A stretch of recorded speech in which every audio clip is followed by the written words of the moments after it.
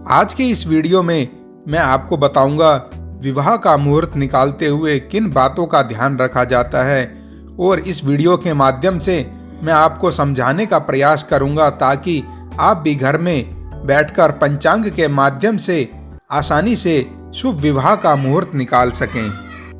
जैसा कि आप जानते हैं, भारतीय हिंदू धर्म में विवाह संस्कार को मनुष्य के जीवन के 16 संस्कारों में से एक महत्वपूर्ण संस्कार माना गया है और विवाह ही एक ऐसा संस्कार है जिसमें जो व्यक्ति है वो उसका खूब धूमधाम से आनंद लेता है। हमारे हिंदू धर्म में जो 16 संस्कार हैं उनमें से जो पहले के कर्म है और संस्कार हैं जैसे कि गर्भाधान, जात कर्म, उनमें आपकी उपस्थिति नहीं होती, या कोई जनेऊ संस्कार है, अन्नप्राशन है, तो उसमें आप बहुत छोटे होते हैं, और अंत्येष्टि इसमें भी आपकी हाजिरी तो होती ही नहीं है।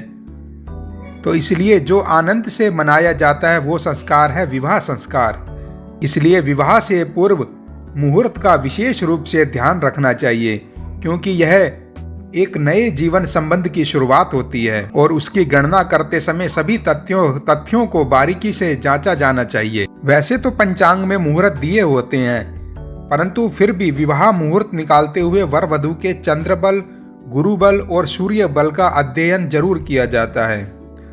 विवाह के लिए मुख्यतः इन महीनों को श्रेष्ठ माना गया है। 12 महीने में से ये 6 महीने श्रेष्ठ माने गए हैं। ज्येष्ठ, माघ, फाल्गुन, बैसाख, मार्गशीर्ष और आषाढ़ माह, इनमें विवाह करना शुभ माना गया है।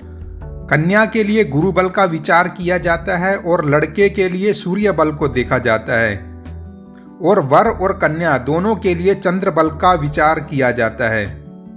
यदि आपके पास पंचांग हो या आपने देखा हो तो उसमें विवाह मुहूर्त पहले से ही लिखे होते हैं, और उसके अंदर आप देखेंगे जो खड़ी रेखाएं होती हैं और कुछ टेढ़ी रेखाएं होती हैं। जो खड़ी रेखाएं हैं उन्हें शुभ संकेत के रूप में देखा जाता है, और जो टेढ़ी रेखाएं हैं उन्हें अशुभ संकेत के रूप में देखा जाता है। और ज्योतिष के अनुसार कुल 10 दोष बताए गए हैं, तो उसी हिसाब से ये सीधी और टेढ़ी रेखाएं होती हैं।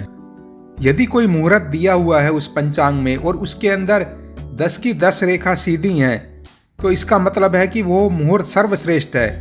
जबकि 7 से 8 रेखाएं सीधी हों और बाकी की 2 या 3 टेढ़ी हों तो भी ये मध्यम श्रेणी में आता है, और जिसमें केवल 5 रेखाएं सीधी हों तो वो जघन्य कैटेगरी में आता है।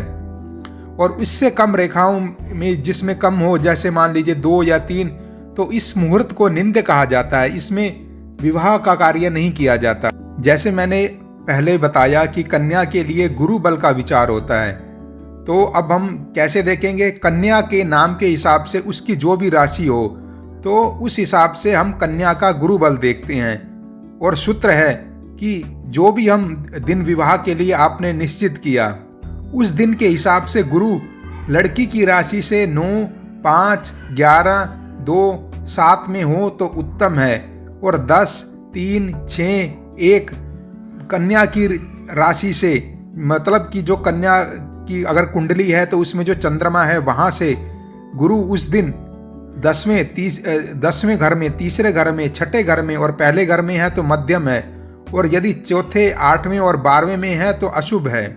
इसी प्रकार वर के लिए सूर्य बल का विचार होता है, और इस केस में सूत्र होता है कि जो वर है, जो लड़का है, उसकी चंद्र राशि के हिसाब से सूर्य यदि तीसरे, छठे, 10वें और 11वें घर में है तो वह मुहूर्त शुभ है, और यदि पहले, दूसरे, 5वें और 9वें घर में है तो सूर्य मध्यम है, और सूर्य की पूजा करके आप इस मुहूर्त में विवाह कर भी सकते हैं। परंतु यदि चौथे, 8वें और 12वें घर में सूर्य लड़के की राशि से उस दिन है तो वह मुहूर्त अशुभ है। इसी तरह वर और कन्या के लिए चंद्रमा का विचार किया जाता है। यदि चंद्रमा दोनों की राशि से तीसरे, छठे, 7वें, 10वें और 11वें घर में हो तो उत्तम है, और पहले, दूसरे, 5वें और 9वें घर में हो तो मध्यम है, और चौथे, 8वें और 12वें घर में चंद्रमा उनकी लड़के और लड़की की चंद्रमा से उस दिन इस घर में हो तो वो अशुभ है, और उस दिन विवाह का मुहूर्त नहीं किया जाता।